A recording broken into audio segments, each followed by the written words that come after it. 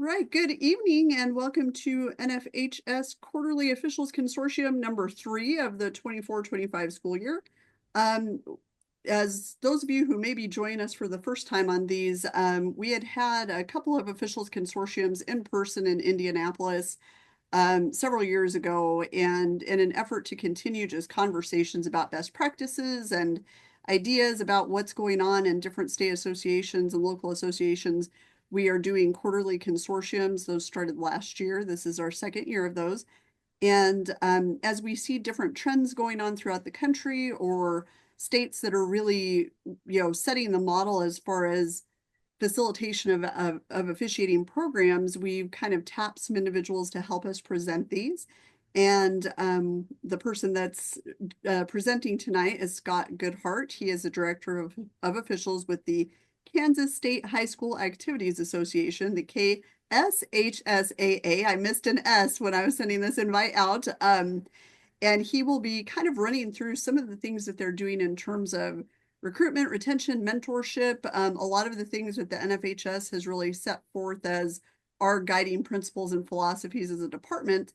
And they've really taken it and made it their own at the KSHSAA. So I really want Scott to talk about it from that state association perspective, to share those ideas and perhaps give those of you who are attending and those who listen to this recording some ideas insofar as what can be done in state offices, or if the state isn't structured that way, within local associations. So Scott, thank you so much for doing this for us tonight. And I'll go ahead and turn it over to you at this time. All right. Thank you, Dana. Thank you, all of you, taking time tonight to join me and join us in this. Again, I'm in year 2 of this whole crazy world of an association world, and by no means anything that we're doing in our state is perfect, and nothing is to say that it's the only way to do it. It's just to kind of give you a different perspective and things to try. So again, that being said, I'm going to a little bit about myself. I was heavily involved in high school activities, as many of us are. At some point, I went to a small high school, so anywhere from lines on the surface to lines in the play, that was kind of my wheelhouse, as a lot of students are with NFHS activities and stuff. So, and I went to a small high school, so therefore you do a lot of things. I had a father who was the principal, the coach, the teacher. So again, I'm always around sports, saw it from different perspectives, different views. I also had a mother who was, anywhere the one that played for piano concerts, driving the bus, or would help at the concession stand. So again, our family was one of those people that we were fully invested and fully into activities. And then anytime I go talk to students in places, I always put officiating out there as a way to stay involved. So I think just being a voice for your association and your stakeholders to do that is extremely beneficial. I kind of went the untraditional route to the state office. I started, went to a junior college as a team manager, then moved into, the equipment side, support staff side at Kansas State with the football team. So I saw from a different perspective, from being the person on the floor to the person behind the scenes to get the stuff done. First job I had out of college was a rec director. So again, a whole other perspective when you're dealing with tax dollars and the way things need to be done from their eyes. And then serving as an assistant athletic director at junior college, there was probably nothing that I didn't see that I wasn't prepared for, essentially. And then the stuff that you take away from that stuff is the aha moments, if you will. And then I kind of took a turn into sales. So I almost feel like a salesman when I go and try to sell people on officiating. I tell people it's not for everybody either, but try it and then maybe you'll change your perspective a little bit. So I've been a state official with our association, which is something I'm thankful for. I still get to serve as a sports official. I'm wrapping up with year 19 for basketball. I've been softball for 15 and volleyball for 13. So just a little bit about me. Okay, moving on, we try to find anything I always use is like find your why. And like Dana mentioned before, how NFHS had theirs with the stream side of it. Before I even got into this job, I wrote down some letters I thought, were important that I thought of from my perspective. Recruiting, obviously, we hear it all the time. We have to find new officials. We have to get younger. So that was always the R and the RTMR. Training, obviously, is always something that our state associations feel like that we have to be somewhat stakeholders in. Mentorship is probably the number one I would say that all of us have to serve a purpose in that, whether someone's done it for us, so then we need to be paying it forward and doing it that way. And then, the question that everybody wants the answer to is retention. How do we keep officials? And that's just $1 million question that everybody's going to be different on that. So again, there's some stuff at the end of the presentation I'll have on that. So. All right, so I think one of the biggest things that has made our association successful is having a dedicated person to officials because I've heard of a lot of people who have various roles and they're in charge of basketball and they're in charge of volleyball and they're in charge of cheer and then they do the officiating on the side. So I would like to give kudos to our office, Mr. Faflick, and a lot of the admin for saying that we feel like this is an asset for it to be beneficial moving forward. So I've been blessed and fortunate enough to be the person to help lead that. So again, just something to be thinking about. If your association doesn't do that currently, I think it would be something to consider investing in for sure. So one of the things that I, really like to help promote is just being visible. Man, I will drive to any part of the state if I can that works, and I will go talk to the smallest school in the state or the biggest school in the state. And I think it's just being present there and telling those classes that you're talking to and say, hey, I hope you take three things away from my presentation. I'm not expecting you to remember everything that I say, but take three things away from it that you thought was good or perspective that may help implement you into officiating or something to that extent. So, but like I tell them, officiating can go with you anywhere. Like it's the same rule book from California to Colorado, Colorado to Kansas, Kansas to Indiana. Putting your hand up in the air, that's a foul regardless. The mechanic is the same. So that's something that I always try to help sell with them. Attending career fairs is also a big piece of it because you'd be amazed at how many places I've gone to and they're like, hey, will you come to our career fair and talk about this? Because people don't think about officiating as a potential avenue because it is. It's a part-time job for many people, and some that are blessed enough to make it a full-time job, that's great. Um, I talked about attending state parks and recreation conferences. Like that's where our young people have to get opportunities started, and it's probably the safest place that they can learn sometimes. Because let's be honest, parks and recs is a little bit safer than some of our club stuff because it's more low key than some of your rec stuff, or rec's more low key, if you will, and clubs can be pretty high intensity depending on where you're at. Find people that are in your corner and help with those people recruit new officials. Like all of our officials should be recruiting new folks. Maybe there's a way of tying it in and you find three new officials and we take $10 off of your registration or something to that extent. So, I mean, there's different ways that you can be doing this, so be open to that stuff. And the last thing I'll say is, utilize your platform. I realize social media, not everybody's a fan of it, but at the same time, when you do that stuff, that's what people are seeing. So utilize your platform as much as you can. Be the positive side of it because we know there's enough with negative in the world, especially when it comes to officiating. So one of the things that we do that I really every 2 years we'll put together some different promotional ideas of something, but your positive promotions is huge. Finding your stakeholders, your schools, your officials, your local official associations. This is an example that we'll put in our programs and we'll put it up on billboards and different things like that. And it just shows that officiating provides endless possibilities, and it's an interaction that a young lady had with one of our umpires. And, to me, there is nothing more enjoyable than 5 years, down the road and hear somebody said, hey, you look familiar. Why is that? Well, I officiate some. Oh, you know what? I think I remember having you at our game at Otis Bison. That's awesome. That's the stuff that makes me smile.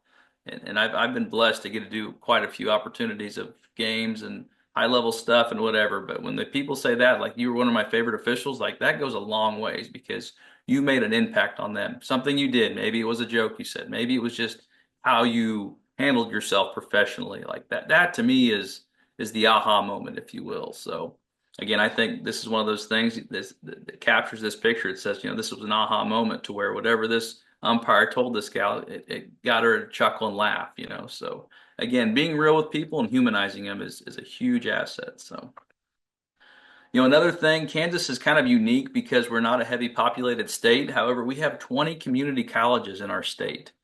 And those community colleges can range anywhere from, 5,000 people all the way up to, gosh, what's the biggest one? Probably 20,000 people, but essentially, if you're a Walmart in Kansas, you're a big town, is where it's seen. So, but we try to find a way to mentor with and work with all those groups because if they're needing them at the junior college level, we're probably needing them at the high school level as well.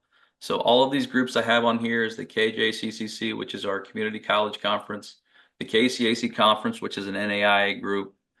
We probably have just about as many collegiate private colleges and universities, your LOAs like we talked about, and then the KRPA. So again, these are the stakeholders that we utilize in our state to where, we're trying to find those different avenues to find successful, people that are willing to do this stuff. So another one I wanted to talk about was partnerships.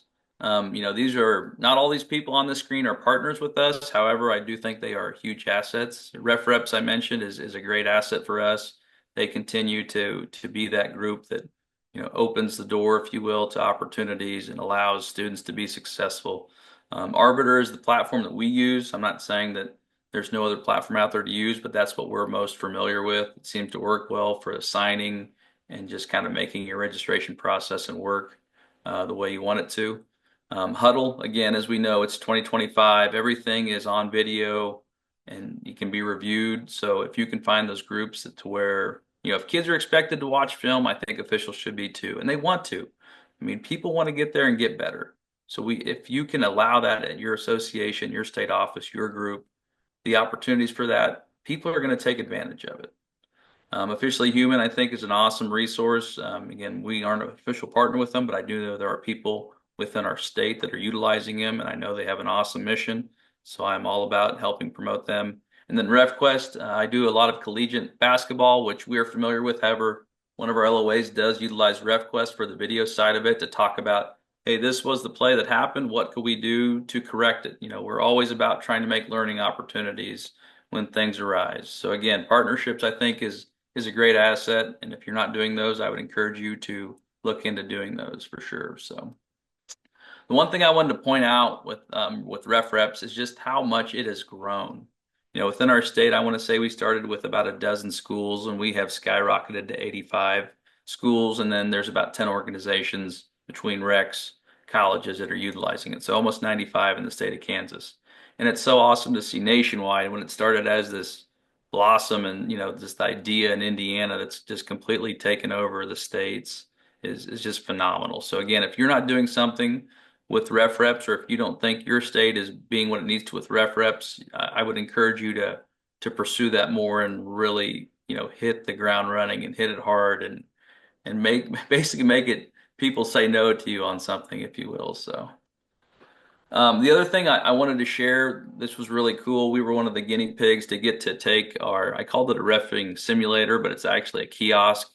But you guys, I took this to anywhere from our 1A to our smallest state tournament to our largest state tournament, and people were just enjoying it. Like it was almost like a video game, if you will. And if you're not familiar with Ref Reps, that's kind of what it is. You're seeing it from the GoPro side of stuff, and you're having to make the call, reaction time, and doing that. And it'll tell you right on the screen if you're right or not and how long it took on your judgment. So again, this is the way of the future, you guys. I understand that we still have rule books, we still have those things which are great, but they're going to see this and be more intrigued to do it. So again, I even got the mascot to do it once. It was fun. My favorite picture in here is the girl with the look on her face going, "Oh my gosh, I don't know what to call." So that was another fun one. And high school kids are great. I mean, even the kid in the background you can see with Derek the Oiler there is just watching this mascot do it. So again, just a cool aha moment and kind of realization, if you will. So the other thing that was really cool about this, they were able to provide me some information, was there was 117 sessions. There was 350 calls made, and only 57% of them were called accurately. So again, that just shows that, hey, maybe it's not as easy as everybody thinks it is. So. Moving on, again, we talk about resources. We have an official advisory group that meets only once a month or once a year in Kansas, which I was a part of before being in this role. And I thought it was a great voice to kind of hear. And we try to get it from anywhere from every geographic location of the state with every different sport. So if you guys aren't doing that in your states, I would encourage you to do so because it is powerful. It does bring a different perspective. We all want to sit here and hear how great we're doing with the pat on the back, but they'll be real with you and say, hey, here's things that we need to improve, we need to get better at. So another group that I'm familiar with and I'm blessed to be a part of is the Midwest Official Summit. Like those guys are rock stars, and it's such a great group to where we continue to get people from Wyoming and Colorado and Oklahoma that want to be a part of it because they hear such great things. So I really want to tip the hat to Midwest because I feel like there's a lot of great people doing some good things. Obviously, you have the NFHS, NASO, Referee Enterprises Inc. Like take advantage of what they have. They have so much material out there, and people just aren't aware of it all the time. So again, utilize those resources and make it available for your officials. One thing that I will, as we talked about with in-person training, like we have made it a emphasis to kind of go. We have a unique part of the state, like Southwest Kansas. We have kind of a triangle, if you will, and it's heavy Hispanic populated with soccer and different things. So we're trying to find ways to get more officials that way. So we did a statewide soccer clinic this year in Kansas City, Topeka, Wichita, and then out to Dodge City. Again, they're all going on at the same time with the same PowerPoint presentation, and we're able to do different things and talk about, a similar thing and making these things a reality, if you will. Because again, we meetings are great. I don't think Rome was built on meetings, but meetings are awesome. But at the same time, there is so much great things that come out of in-person training. Those aha moments of seeing it firsthand and calling it and having to do that versus sitting in a classroom and saying, "Hey, this is this because of that." Okay, but until you do it and have that muscle memory with it, then it sticks. So again, we went to rural areas and we worked with local recs on that stuff. So that was a great opportunity. Another thing we did was make an in-person training a requirement for postseason. People can sit there and grudge and say all they want to about, well, we've always done it this way. Well, until you say, well, guess what? We're making this a postseason requirement. You're going to make it a way to be available. If not, you're not going to be postseason eligible. So, it's okay to kind of be the jerk if you have to and then kind of say, well, this is what we're doing. So you can either join us or you cannot. So again, it's okay to be forceful once in a while. Again, another thing we talked about with in-person recruiting opportunities, this is something that a teacher at a high school is putting on. He just said, hey, I want to do this. What can you do? I said, dude, I will help promote it any way you want me to. I will push it out. We'll make it a thing. And we're inviting different, there's going to be anywhere from Division I officials there to league assigners, commissioners, supervisors, just different people that have, and even intramural places. So again, this is something that he put together, and I'm happy to help promote it and be a cheerleader along the way, if you will. So, the biggest thing is don't feel like you have to do it yourself. There's people willing to do this stuff that want to help you be successful. Let the entities help with it. And like, as we know in this business, it's all about relationships, connections, and networking. And they're going to remember a face sometimes before they remember a name. So be mindful of that. This was one I just added. I thought about this. We do a Acacia coaching school at the beginning of August, which I assume many states do. I've never been in that perspective of it, but the one thing I told our administrator that did this, I said, it'd be really great to have a session where officials were to talk to coaches. And you're wondering why I've got a mongoose and a snake on the here. This was an old, like Randy Wetzel told me this back in the day, who was a great friend, but he's like, coaches and officials are kind of like mongoose and snakes. Neither one of them really like each other, but they kind of respect each other and they know they need each other. So it's one of those things I had to put on there. But, part of the annual coaching school was just to make it to where officials can be in the same room with coaches and you don't see them in the stripes. You don't see them in the blue. And we're talking about stuff and like, well, why is this a foul here and that's not there? And just having open dialogue and discussion and talk about, what are things that frustrate you as a coach? Whether it's philosophy, situations, just overall constructive criticism and conversations that leads to, pretty good perspectives about stuff. So again, anytime you get coaches and officials in the room, yeah, it might be kind of awkward and stuff, but I think it's kind of for the good and the common good of the common goal, because they're passionate about coaching. A lot of us are passionate about officiating, and we're all trying to do the same thing for kids. So again, it's important to keep that in mind. I think the biggest thing that people need to do sometimes is just reflect on yourself and do an audit. Every state and association is different.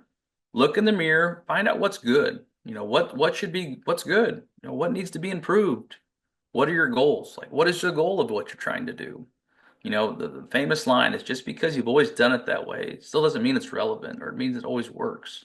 So it's okay to try something different. If it fails, pick it up and move on to the next thing.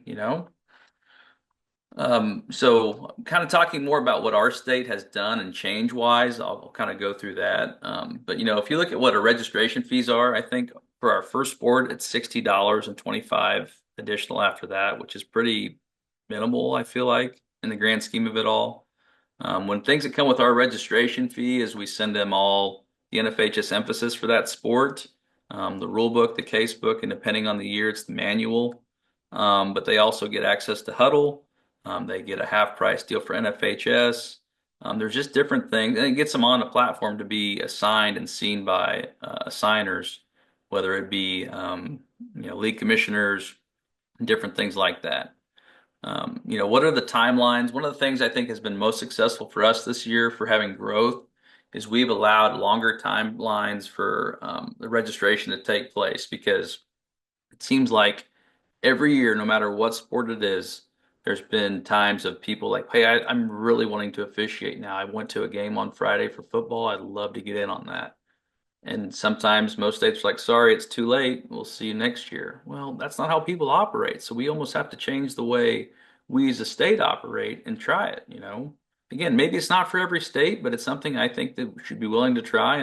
And maybe they're not going to work a varsity game. That's probably not likely to happen, but they can go work a middle school game, maybe some junior varsity contest and be put in a successful position potentially. So. And the other thing I want to tell you or ask you guys is, can it be done online or is everything in person still? Like that's one of the things we basically gave the option to officials. Be like, hey, you can do it in person, you can do it online. And then we'll even offer a webinar. Like we had to do webinars this past spring because baseball didn't work out very well with a couple winter storms that hit us here in the state. So again, it's okay to have some flexibility and try some things because we are in a world ever since COVID that flexibility is all people want. So again, the more flexibility you can offer to give it to them to get things done, it seems like that seems to work pretty well from my perspective in our office. So. Okay, so moving on to kind of, again, we talk about with resources. Obviously, what are the resources that you guys do? Huddle and NFHS Network are great for people to go and get a watch, film, and do that stuff. But the other thing people want to have is evaluations and critiquing. One thing we did this year, so we take 8 officials to each site that will work for our state tournament for basketball. You work 3 games and you sit 1 and we had officials kind of critique as far as charting plays and doing things like that and just having overall dialogue, which I haven't had a chance to look at them yet because state tournament just ended last week. But overall, from the officials and perspective, was very good. They really liked it. They enjoyed that. And it created dialogue after the game and halftime of saying, man, I felt like I was pretty heavy on call selection. Yeah, you had quite a few. Or, man, we had a lot of calls from league. We probably should have had some more from center or slot. So, again, just a thing to be thinking about to see how that can work with your association. And obviously, like we talked about mentorship, it's one of the most successful things we do is a scholarship program. And for every person who signs up with that scholarship program, we put them with a mentor. It kind of helps them like, hey, we've got a rules meeting coming up in Sabetha. Can you join us? Great. Hey, we're having a test rules review on this date. It would really be great if you can be here. Oh, hey, I'm going to come work this first JV game with you to kind of get your feet wet. So again, that is just the 3 biggest things I feel like that are huge when it comes to resources available for officials that are starting. So. Okay, so again, like I talked about with registration, I said it earlier, but it never fails. Once the season begins and we have people that want to become new officials, I just don't know if we can use the line of, well, wait till next year or try a different sport or do whatever. Try it and see if it works. I mean, I think it's been one of the best things that we've probably done association is just to try it. And so, depending on your state, at least try a couple weeks into the season is what I would encourage you. Whether it's 1 week, 2 weeks, whatever it is, try it out and see. So, the educational requirements are something that we also tweaked in our office. It was always you only had one opportunity to take an open book test, which okay, that's fine. I understand. But I feel like the more times you take an exam, you kind of learn from it. So we have now changed ours from 1 to 2 times. So if you get your passing score on the first attempt, you don't get to take the exam again. But if you on the second attempt you pass it, you can see it. So again, I think that's one of those things is how we learn best is like, oh, I didn't realize that what the rule was. Now I know. And we have an open book. I know a lot of other states do closed book, and maybe that's something we'll go to if we're giving two opportunities. But I know that's more. Again, every state just varies. So, what's your passing score? I think I looked at one time that the NCAA was an 85%, and ours is a 90%. So again, I think your 90% is probably a good standard. Maybe some are lower, maybe you're higher than that. But again, that's just something you have to look at from your association. So. Oh, so again, we talked about this. When you go to the NASO, there's always different things, but assigners, it's a love-hate relationship. So again, how do you, and our state is so unique because we have 35 different leagues and each league has their own assigner. So you can imagine how much I get to deal with for my side because I have a school or a league that could have three leagues in it and one assigner, another one that could have, 40. So it just varies, and how do you keep that peace with all the chefs in the kitchen? Because we have a lot of people that almost creates too much friction and of what we're doing. And well, that doesn't apply to me because I'm in the rural part of the state. I can't even get my schedules to assign until whatever time. So your assigning date doesn't mean anything to me. So again, it's a delicate act to kind of balance and try to do. The other thing that I can't really deal with from my side, which is frustrating, is a lot of frustration comes with officials not receiving enough assignments or quality assignments or any assignments. That to me is disheartening. But at the same time, I put it back to them, be like, well, have you done all these things to make it worthwhile? Have you been able to talk to that assigner and have a conversation with them? So the other thing I have on here is officials aren't getting any younger. So how do we attract the young ones without running out the older generation? It's just one of those things that we need our older generation officials to help be those mentors. So how can we find ways to keep them involved?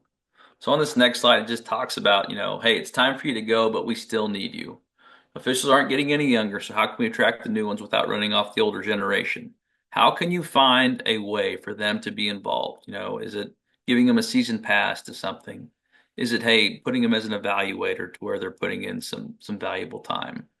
Again, like we talk about with the mentorship, maybe they can serve on your sportsmanship committee. But I think it's important to find a role for them. For the people who want to be around, let them be around. Let them feel involved. Let them be involved and let them be, impactful, if you will. All right, so then, like we talked about, the whole $1 million question is how do we retain people, right? Because everybody's different. A job changes, they move, they have a job, they're able to do this from college, and now they get into the real world and they can't leave at 3 o'clock like they're an 8 to 5 person. They get married, they have kids, they move up in the ranks, all the different things. Like to me, we could probably spend the most time talking about this and finding out ways. It's the $1 million question. If we could figure it out, we could be set to sell some books and do some podcasts and sell a product. But that is just the hardest part in my opinion, to make this work. So that's pretty much all I have, you guys. I would entertain any questions you may have, or I can just open this up for dialogue, Dana, because I think I probably flew through that pretty quick. No, that was But I good. am all questions. Anything you guys want to ask, or anything I can help do, or That was good stuff. And Scott, just to kind of echo some of what you said, that everything that you mentioned as far as visibility, humanization, partnerships, stakeholders, reps, resources, all of that stuff is so critical because all of that is the element of support. And what officials are looking for by and large is support from their state association, support from their local associations, um, and they want stuff. So I think that we see a lot of associations that are doing less and less for officials, and we're really trying to drive home like less is not more. Officials want to be a part of the association, but they have to feel like they have people in the office or within their local groups that are really supporting them and providing them with resources and providing them with training and providing them with information about how the assignment process works and how the evaluation system works and all of those things. So I think that that open line of communication is so important. But as you were talking, I was like, everything kind of goes in that support bucket. And I think it's just critical that as an NFHS, we recognize that, but also state associations or local boards or local chapters, however the state is built. I think everybody needs to really understand how important all of those elements are, because all of that support leads to retention. So when you talk about that $1 million question, how do we keep them? It's through doing all of those things and making sure that officials, have that group that has their back, whoever that is, if it's a state or a local group. But definitely, does anybody have any questions for Scott or any comments as far as maybe something you're doing in your state or local group that you're seeing success with? I do. Hey, Sean.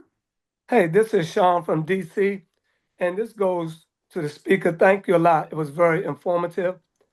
However, it could be on a lighter note, but how do you handle um, officials that cross the line or their integrity has been compromised, being as though you know you're short of officials?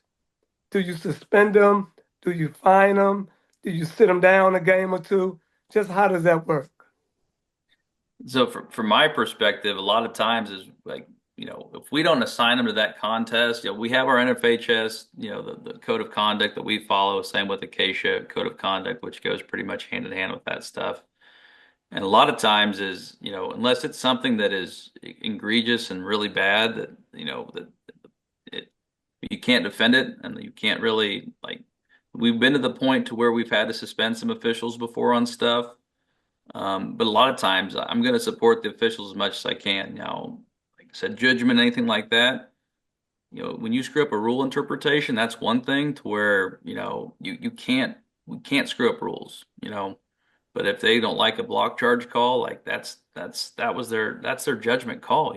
Sure. So I think we need to be supportive for officials as much as we can. I mean, every association knows you have some of those officials that their name comes up constantly because it's just one of those things to where it's not a fun conversation to have.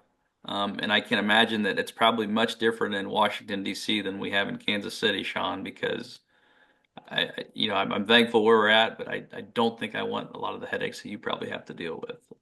It's a bit much. I think, Sean, to that point, state association, there's some state associations where their state officials association will have a series of sanctions and fines that are within a constitution, a governing document of some kind, if that's how their state's constructed. There are others where that's a local association function, and it comes through either the assigner or the local chapter president. So just make sure that if you're in the business of suspending or sanctioning an official, that you've got the process in place to do that. So that way it doesn't look arbitrary. That way it's not something where it's just the official feels like they're being picked on, whatever the case may be. But generally, the states that do have some state association constitutions, it will be very specific as far as different levels. So if it's, they showed up late to a game, that might be a $20 fine. But if they, created an altercation with a coach, that might be a suspension or something, or where it's maybe chronic misconduct on the part of the official leads to their expulsion from the association. So a lot of them will have kind of a tiered system for those sanctions. Sure. But just make sure that whoever's doing the suspending or disciplining, that there is a process written somewhere, just so you don't get yourself in trouble. Thank you. Absolutely. Any other questions for Scott or in general? I thought the presentation was really good. There was a lot of points I picked up. To Sean's point, what I find, especially in our environment, and at the next level where officials are fighting to get that spot, at the federation level, there is, as we all see, a shortage where filling spots with sometimes bodies that barely deserve the opportunity and then some. And that's a frustration that I have, where there are officials that are basically, for lack of better, phoning their talents in and not committing to do the thing. And then there, of course, there's officials that are really trying to show up and do the best they can, best Thursday night person, best Friday night person. And it's a little bit frustrating. I'd love to have the key to the answer to that one. I'd do a podcast on that if I had an answer to that one. No, that's a great point, Mike. And I think that it, obviously we were in a shortage prior to COVID, and COVID just didn't help. It just pushed it right over the cliff. But I think that, one of the things that I've said a lot is sometimes officials associations and assigners are a little too good at their job from the standpoint of all the games are covered. But that is at a cost sometimes. It's, we may have a first or second year official on a game that he or she just isn't ready for, just because we're trying so hard to cover the game. And it certainly is frustrating for somebody who maybe has been in for 20 years who didn't sniff a varsity game in their first five. And they're working their tails off and they're seeing people get rewarded quicker. So I think that those are things that, we just have to, how we communicate with our officiating staffs is really critical insofar as the why, why are we doing that? Because nobody wants kids to not play. So it's like, it's kind of, you're damned if you do, you're damned if you don't. If you don't cover the games, we've got one set of issues. If you cover the games with people who aren't ready, you've got a whole other set of issues. So I think it's just certainly I wish I had the magic pill for that as well, Mike. But I just think that it's where we are, unfortunately. But I think that the more we can get officials trained to make sure that they can handle those games is really important. And we're just in that cycle of retraining because of the loss of officials every year. So I know that was a really long-winded statement that probably didn't answer anything, but I think it's just it's a frustration for everybody because a lot of people are seeing that where there are people who are just a body and they're not hustling and they're not doing all the things that we expect them to do, but we need them as well. So it's kind of a catch-22. Well, and one of the things that we have every year, it gets called the good old boy system, and obviously I'm sure every state has some sort of recommendation system. So again, who do we work for? The schools in our association. We don't have an association of officials for it. So we have to give those schools their voice, their opinion. You know, and some people we know we're putting buddies down on it. I mean, I'm sure I got some recs from people when I was officiating and active and doing that of somebody I didn't see because I knew my old man who knew something else. So, I mean, I'm all about trying to find new options and new ways of doing it. I'm not saying that recommendation system shouldn't be it shouldn't be the sole thing of it, in my opinion. And again, that's how our state does it. But then, like you mentioned too, is how do those people know? Like, how do those young people are they gonna get opportunity if they never get one? Well, they're not ready for that. Well, if we don't give them a chance to try to be successful, then we'll never know if they're ready. I'm all about wanting to give opportunities to new people in our state that can, but understand too, like I need some of those guys who maybe are no longer working college and want to come back to high school and be a mentor and be a veteran for me that I'm going to put them on a game. They're going to be the R and they're going to help get these lesser experienced officials through games essentially. So. And that's a great point, Scott, because we talk so much about that mentorship and when we're making those assignments, making sure that those newer officials are insulated a little bit and they've got people who know how to deal with coaches and we're strategic in those assignments because what we don't want to do is put 3 new officials on a basketball game or a soccer game who don't have the experience to be able to deal with some of that because that's how we lose officials is putting them in those situations that they're just not ready for. So I think that there's some definitely we need to give people opportunity, but we have to pick where those opportunities are. There's places where they're going, oh, well, we're going to give this person the opportunity in the state tournament and they're a second year official. I don't know if that's the place to give them an opportunity. I mean, Sure, we've got absolutely. that's an invitational tournament earlier in the year. We want Right.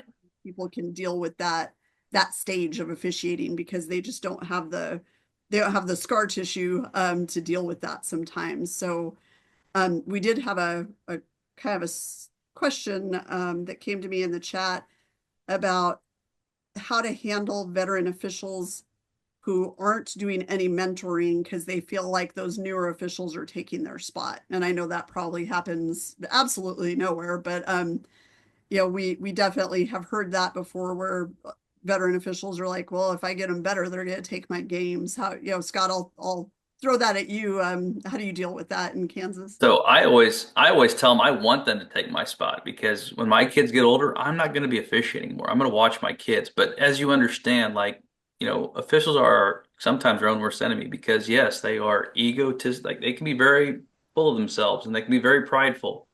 But at the same time, they also like they don't want to leave. Like the game's going to go on without me, whether I'm an official for the state of Kansas or not. Like help that next person forward. But again, I think it's an uncomfortable conversation at the same time and say, hey, you know what? I respect you. I do this, but would really love, and maybe that's a way you make it to where those veteran officials have to go work a JV game or maybe a middle school game in order to be postseason eligible. I mean, I'm not saying that's the right thing to do by any stretch of the imagination. And you can't, it's almost like you can't tell people to do that because you have people who are genuine, you have people that are just gonna check the box, do whatever they can to continue to be at that level. But, one thing we don't have in our state, and I've heard it for years, is maybe you work 2 years as a state, then you have to sit one out or you don't get to that opportunity.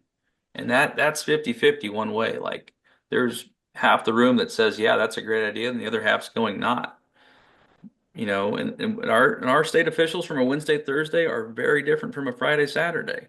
And our front half of the tournament is probably more competitive than the back half sometimes because that's high intensity and you lose, you're done. So, I mean, I wish I had a good answer for you, but as I mentioned, officials are just different. You get to that point. Like I tell kids and I go present to classes, like you go out there your first time, you officiate, you are scared to death. You're like, I hope nothing comes by me. I have to make a decision and put air in the whistle. And then the second time you go do it, you're a little more comfortable. It's like riding a bike. And then you go out there the third time, you're almost cocky, if you will. And then something weird happens and you're like, I don't know what to do now. So, I mean, but as long as we're giving them the tools to try to be successful, I think that's the best thing we can do. But to answer your question, like dealing with people and mentoring, like that, it's just hard.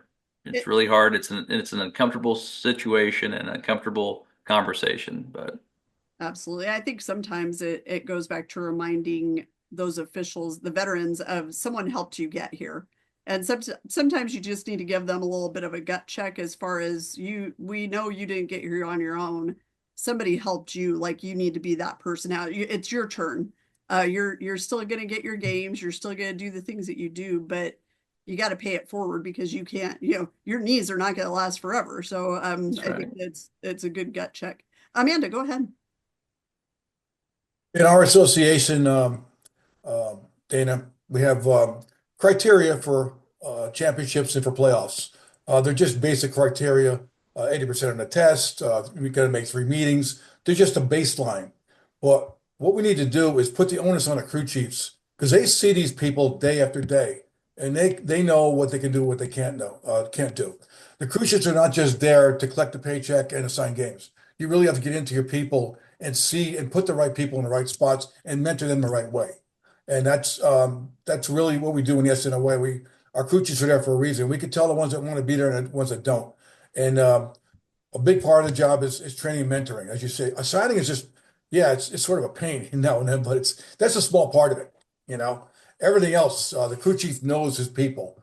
And if he asks who should be recommended for playoffs, he should be very honest and not, well, like you said, the good old boy thing, or he looks good on the field, or he's in shape. Or, that doesn't mean anything. So the crew chiefs really need to put the onus on them. They have the job for a reason, and we got to use them that way. Absolutely. Amanda? Hi, everyone. We're fortunate in Ohio to have Bo Rugg, who is our director of officiating. He comes from the parks or the recreation sports side of things many, many years. So he's always been in the development of officials. Um, and he's also our football administrator. So yes, in different sports in Ohio, of course we have if in football we're based upon with crews. So in most associations and conferences, it's the crew chief that takes on that mentorship. Bo does have lots of different people because we're divided up into 6 districts or regions, but we're called districts.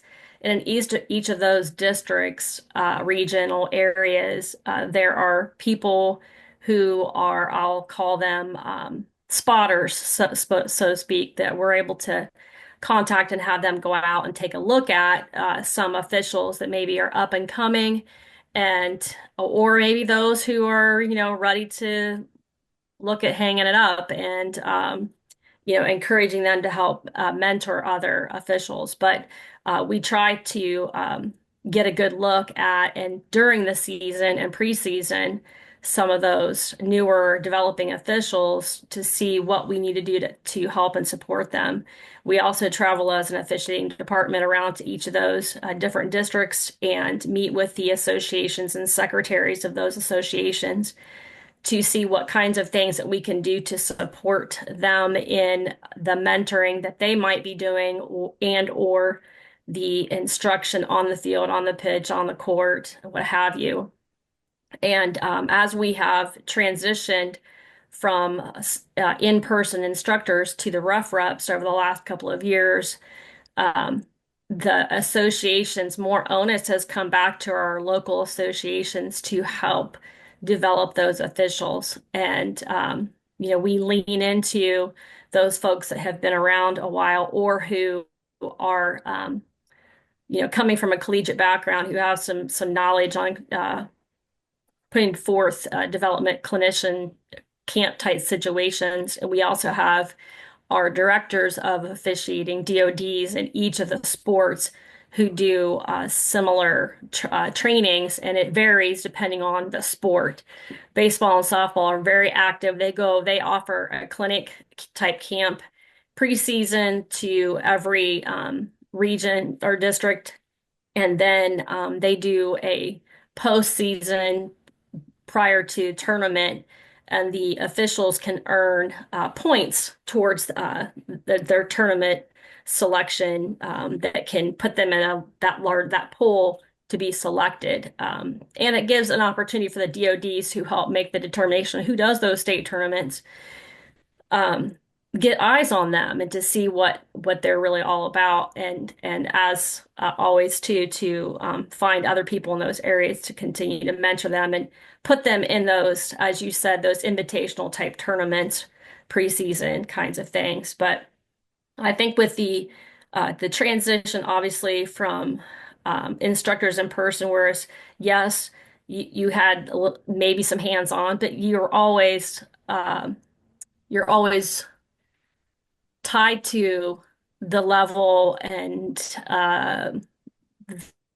of that instructor. Are they instructing for just the money or the notoriety, or are they actually there to be a mentor? So I think I believe wholeheartedly that with using the rough reps online to get the coursework part out of the way, and that people can become an official quicker, our local associations can become a lot more involved as far as the on-court, on-field pitch type development. So, and we're continuing to encourage those opportunities to support monetarily, or if they need us to come out and partner up with them, or if we know somebody else at that other level that can come out and help them and support them.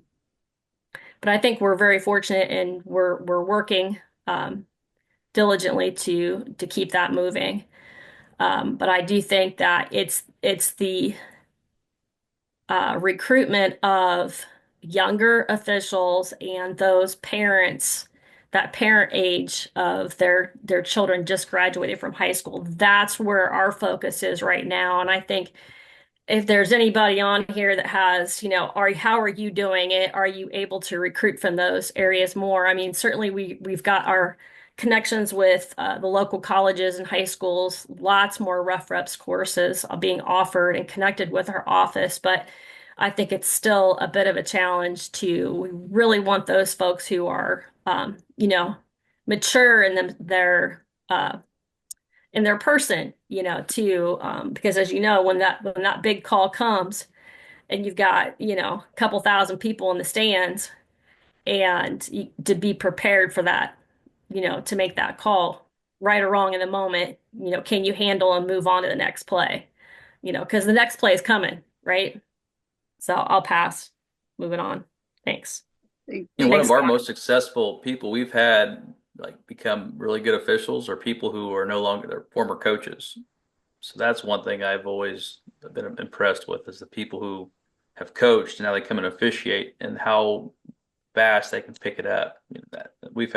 There's 3 examples I can think of in our state that have just been phenomenal. So, but And Amanda, to that point, I know at the NASO summit and in some of the meetings we've had, that's exactly what you were talking about. Those parents of graduating seniors, that's who they're targeting quite a bit because they're established. They could probably they probably have PTO accrued. I mean, they've got some different life stuff that maybe an 18-year-old doesn't because they've got the rigors of a college course or college curriculum, and then they're 22 and starting their first job, so they don't have any time off. So that definitely is something that the folks at NASO and within the NFHS, where we're kind of talking about how do we target that and working through coaches associations to have access to those parents and those those booster clubs and that sort of thing, where it's people who have been watching their kid play whatever sport since they could walk, and now their kid graduates and they've been officiating for the stands for years. So now how do we get them trained up and get them officiating because they might have a little more free time and some conflict resolution skills just through life experience. So absolutely. I have input on one thing on that, if you don't mind, Dana. Absolutely. So one of the things that we do as well, every season, spring, winter, and fall sports, we have a preseason state mandated coaches meeting between the officials, the officials hierarchy, for new rules, et cetera, expectations, and it's all the coaches in each sport. They're broken down by sport. But one of the things we do talk to them too is to talk to their graduating seniors, because for most of them, they're not going to go on, but they still want to be part of the sport, and to get those young students that are just about to graduate to come into our association. In football, to get them in, we start working them on the auxiliary situations, auxiliary crew, etc. But it's not just to the parents as well, but we're getting the kids at a younger age to come in.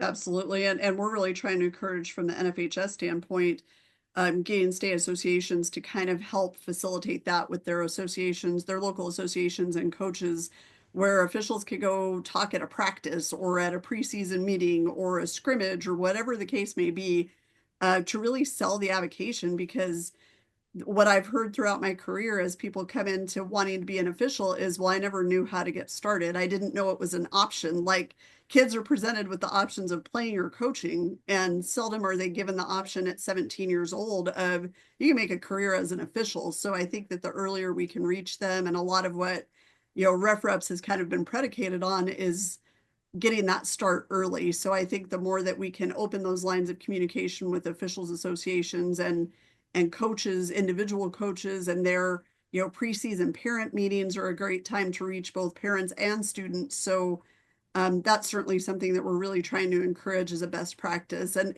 understanding every state association is run differently, but there's going to be some similarities in terms of where we should be looking for that next generation of officials. Any other questions or comments? I know we try to keep it to an hour, so we've got about 4 minutes to go.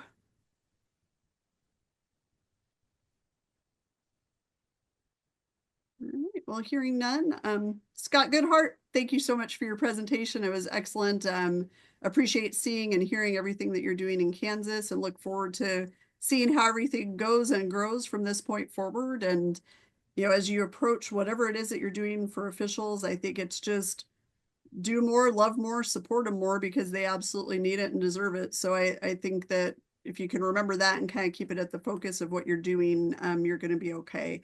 Know that we're here as an NFHS to support anything that you need, and certainly we'll make this recording available, and Scott is available. I like how I just volunteered him, but if you need anything, I know he's there. Like, he's even volunteering his email address. So feel free to reach out to him if you have questions about what they're doing. And again, we'll send this presentation out to you all. And I want to thank everybody for taking your time in the middle of March Madness and all that's going on in state associations on a Wednesday night in the middle of March. Thank you for your time, and thank you for what you're doing for officials in your states and your local associations. And Scott Goodheart, thank you again.